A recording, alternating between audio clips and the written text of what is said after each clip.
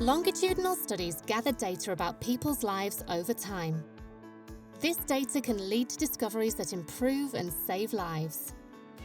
There are millions of study volunteers across the UK, and as the pandemic took hold, studies realised if they brought their data together and linked it with COVID-19 data from the NHS, they could create a national research resource. The UK Longitudinal Linkage Collaboration, also known as the UKLLC, has been set up to be that resource. You may have some questions, like how will this work? How will the data be used? And will this work make a difference? They'll link studies' COVID-19 data with study volunteers' official health, education and occupation records, and data related to where they live.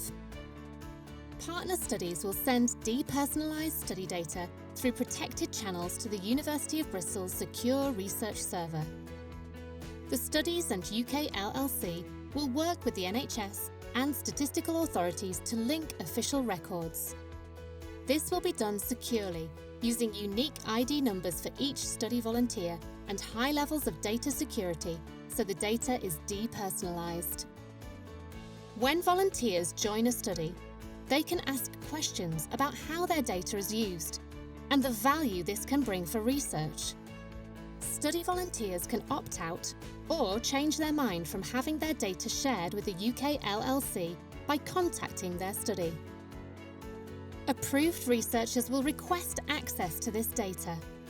Only requests that aim to benefit the public are approved.